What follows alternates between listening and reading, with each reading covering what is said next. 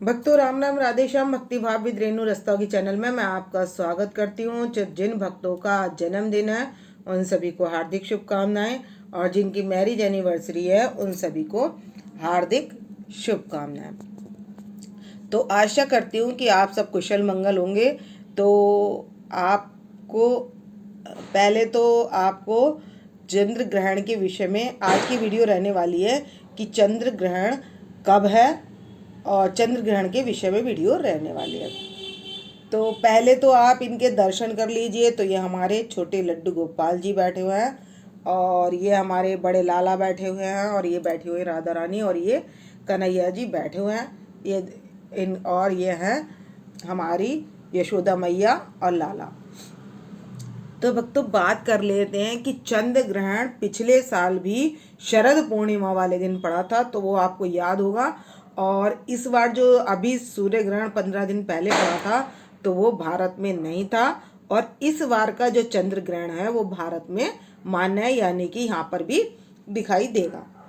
तो अब बात आती है कि शरद पूर्णिमा वाले दिन लक्ष्मी जी की पूजा की जाती है। तो अब हम कैसे करेंगे और क्या करेंगे, तो अब इसके विषय में हम बात कर लेते हैं। तो भक्तों, हमने शरद पूर्णिमा वाले दिन जो खीर बनाकर रखनी होती है, तो वो इसलिए बनाकर रखनी होती है क्योंकि हम चंद्रमा अपनी सारी कलाओं में पूर्ण होता है, 16 कलाओं में प्रवीण होता है। इसके कारण अमृत बरसता है। तो अमृत बरसने के कारण उस दिन हम सुई भी पिरोते हैं, और क्या करते हैं, इतनी तेज रोशनी होती है चंद्रमा की कि हम उसमें सुई भी पिरो सकते हैं। लेकिन सूतक लग रहा है, ग्रहण लग रहा है।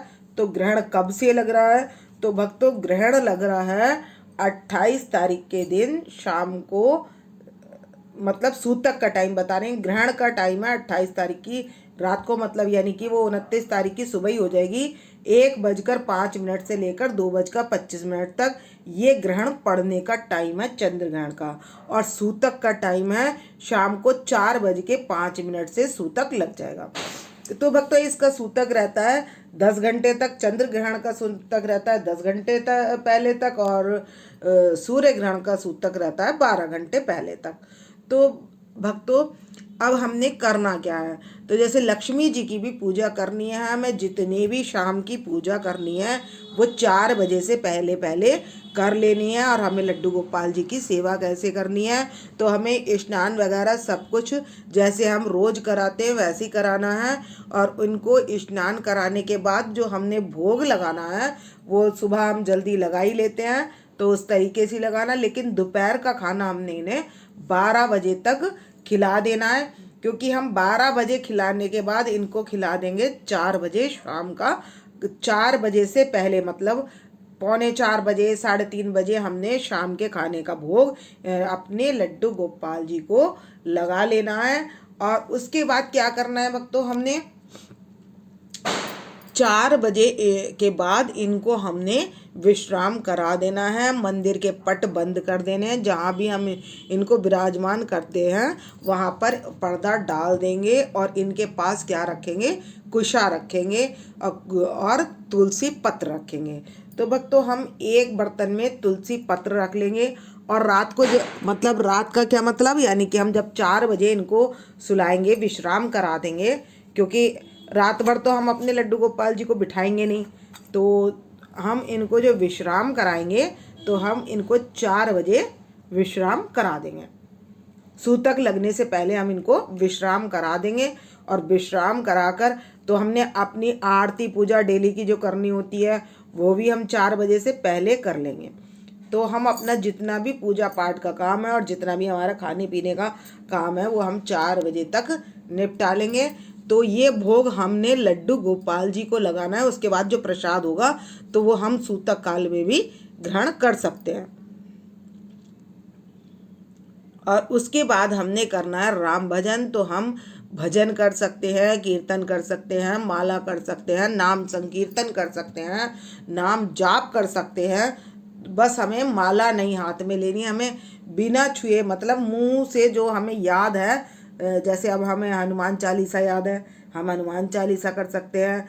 तो हम जो है बिना किसी चीज़ को छुए हुए जो भी कुछ हमें याद है वो हम कर सकते हैं। जैसे हमें भजन याद है, हम भजन कर सकते हैं, हमें नाम जप करते हैं तो हम नाम जप कर सकते हैं। तो इस तरीके से हमने इसमें जितना भी हो सकता है पूजा पाठ का काम करना है। पूजा पाठ का मतलब यह है जो हम मुख से बोलकर करते हैं वो कर सकते हैं, और बाकी आरती पूजा नहीं करनी है। पूजा पाठ में आरती भी आ जाती है, इसलिए आरती वगैरह हमें छूना कोई चीज़ नहीं है। कपाट सारे बंद होंगे हमारे, तो हमें बैठकर बस राम नाम का मनन और चिंतन करना है।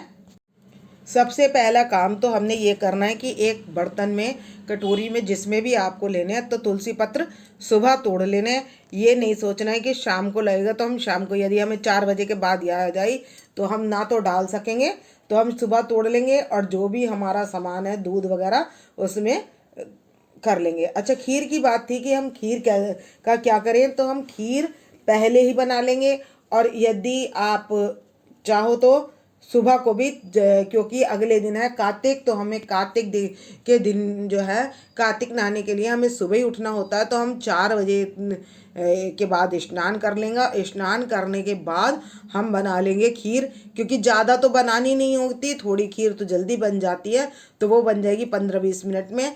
तो अगर हम 4:30 बजे भी खीर रखेंगे तो 5:30 या 6 बजे तक, क्योंकि चंद्रमा की छटा भी रहेगी और चंद्रमा का सूतक टाइम भी निकल जाएगा और चंद्रमा की रोशनी भी पूरी रहेगी। तो हम खीर को प्रसाद के रूप में चंद्रमा को भोग कैसे लगाएं, मतलब चंद्रमा का दर्शन कैसे कराएं, तो वो चंद्र दर्शन हम अपनी खीर का करा सकते हैं।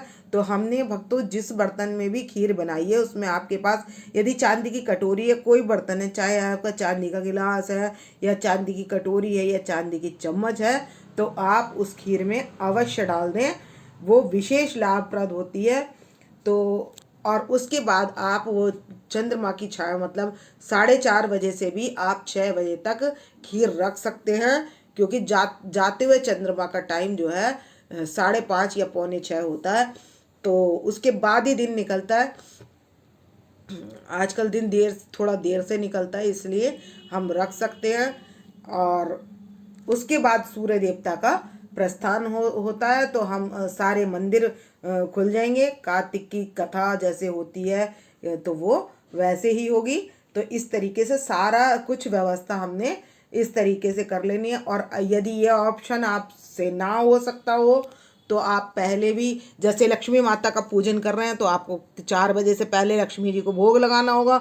तो लक्ष्मी जी का जो भोग लगता है वो भी खीर से लगता है, तो लक्ष्मी की पूजा विशेष की जाती है इसमें। तो उसके लिए आपको खीर दिन में ही बनानी होगी और 4 बजे तक पूजा कर, 4 बजे मतलब आपको 3:45 बजे तक पूजा विश्राम कर देनी है और भोग लगाकर उस खीर में तुलसी पत्र डाल देने हैं। और आपका जितना भी खाने का सामान है उसमें आप ये तुलसी पत्र डाल दें, हर चीज़ में तुलसी पत्र डाल दें। आप लड्डू गोपाल जी के पास जो भोग रखेंगे, जैसे सूखा पत्र है ऐसे ये सूखे पत्र भी होते हैं, क्योंकि ये सूख जाते हैं जो पत्ते। अब जैसे ये हमने यहाँ पर तुलसा जी के ये पत्र रखे हैं, तो ये देखो बिल्कुल गीले नहीं हैं, ये सूख से जाते हैं, ये कटोरी में भी सूखे हुए हैं। तो आप ऐसे पत्र भी रख सकते हैं, ये नहीं है कि गीले गीले जैसे कटोरी के। तो ये तो हम दूध वगैरह में जो हमारा घर का सामान होगा उसमें हम रख देंगे इसको। तो भक्तों ये है कुशा, ये काफ़ी लंबी डंडी थी, अच्छी काफ़ी लंबी डंडी होती है ये कुशा की। और तो ये मैंने तोड़ लिए हैं, जैसे मुझे मंदिर में रखनी है तो मैं ये रख लूँगी। और इससे क्या हो, ये जो कुशा होती है देख सकते हैं ये इस तरीके की होती है, और इससे हम ना जल का छींटा भी, जैसे शुद्ध करने के लिए जैसे जल का छींटा देना होता है, तो हम लोटे में ले लेते हैं जल, और जैसे लोटे में हमने ये जल ले लिया, जल में इस कुशा को डाल देंगे और इससे हम पवित्रीकरण करते हैं, छींटा लगा लेते हैं। तो इस तरीके से हम लगाते हैं छींटा। तो ये पूजा के स्टोर जो होते हैं जहाँ पर पूजा का सामान मिलता है वहाँ पर इजीली मिल जाती है। और मेरे को तो खुली दे दी थी, 3-4 डंडियाँ दे दी थी, अच्छी इतनी बड़ी बड़ी डंडियाँ थी, वो मेरे को 20 रुपये में दे दी थी। तो ये आसानी से मिल जाती है। तो ये क्या करेंगे, ये कुशा हम अपने मंदिर में रख देंगे, एक हम अन्नपूर्णा क्षेत्र यानी कि हमारी रसोई होती है वहाँ पर रख देंगे। अन्नपूर्णा का वास होता है वहाँ पर, और ये हम अपने फ्रिज में रख देंगे जहाँ पर हम सामान रखते हैं। और एक लड्डू गोपाल जी के पास भी रख देंगे। और क्या क्या सामान हमने लड्डू गोपाल जी के पास रखना है, तो हम लड्डू या जो भी आपके पास सामान है मीठा एक कोई भी ले सकते हैं, और इस तरीके से टिफ़िन में करके रख देंगे ये भोग। और ये रख देंगे ड्राई फ्रूट, और ये मिश्री भी हम ड्राई फ्रूट के इस टिफ़िन में बंद करके रख देंगे। मिश्री भी हमें बंद करके रख देनी है। आपको जितनी भी चीज़ों का भोग लगाना तो वो आप लगा सकते हैं। मतलब भोग लगाना क्या, जो रखना है आपको लड्डू गोपाल जी के पास। और भोग किस लिए लगाना, जब हम खाना खाएंगे तो हम लड्डू गोपाल जी से भी कह देंगे कि आप भोग लगा लीजिए, तो ये इनके पास भोग रख देंगे हम। कटोरदान कर देंगे बंद, और जब हम ये सारे कटोरदान बंद कर देंगे तो इस जैसे कि मिश्री की कटोरी में है और इसको मैं इसके अंदर रखूँगी तो मुझे तुलसी पत्र रखने की ज़रूरत नहीं है।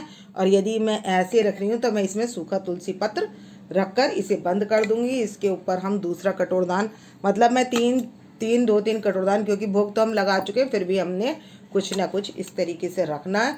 और उसके ऊपर जितने भी हमने रखने के बाद ना उसके ऊपर हमने इस तरीके से ये रख देनी है कुशा। जहाँ हमारे लड्डू गोपाल जी लेटे होंगे, हमने जहाँ उनको विश्राम कराया होगा उस जगह हमें ऐसे रख देना है। अब अगले दिन 29 तारीख को हमने सुबह लड्डू गोपाल जी को स्नान कराना है। उनकी बेडशीट वगैरह सब, मंदिर भी साफ करना है। सब कुछ साफ करके स्वच्छ करने के बाद सभी देवी देवताओं को मंदिर में पधारना है और अपने लड्डू गोपाल जी को भी स्नान कराकर, तो आप पंचामृत से स्नान करा सकते हैं। और खीर हो सके तो गाय की दूध की बना लें, और नहीं मिले तो आपको दूध तो पहले ही मंगाना पड़ेगा। सुबह बनाने के लिए भी खीर पहले ही मंगाना पड़ेगा। तो आप देख लें, आपको मैंने दोनों ऑप्शन बता दिए हैं, आपको जो उचित लगे आप वैसा कर सकते हैं और अपने लड्डू गोपाल जी को भोग लगा सकते हैं। तो कार्तिक महीने में वैसे भी विष्णु भगवान की और लक्ष्मी जी की पूजा होती है, इसीलिए लक्ष्मी जी की पूजा शाम को ही हो जाएगी। और सत्यनारायण की कथा भी हमने व्रत भी 28 तारीख को ही रखना है, और वो चंद्रमा का होता है। लेकिन चंद्रमा जब सूतक का समय लग जाएगा तो आप चंद्रमा का ध्यान करके या शंकर जी की जटाओं में चंद्रमा का ध्यान करके भी आप व्रत का खोल सकते हैं। और या फिर दूसरा ऑप्शन है कि 4 बजे के बाद सुबह को अर्घ दे दें और फिर उसके बाद व्रत खोलें। तो आपको जो भी उचित लगे आप ऐसा कर सकते हैं। तो आपको यदि मेरी वीडियो पसंद तो प्लीज़ लाइक करें, सब्सक्राइब करें और शेयर करना ना भूलें। और कमेंट्स अपनी राधा रानी के लिए, लड्डू गोपाल जी के लिए कर सकते हैं। तो इस वीडियो का करूँगी मैं यहीं पर एंड। यदि आपको मेरी वीडियो पसंद आए तो प्लीज़ लाइक करें, सब्सक्राइब करें और शेयर करना ना भूलें।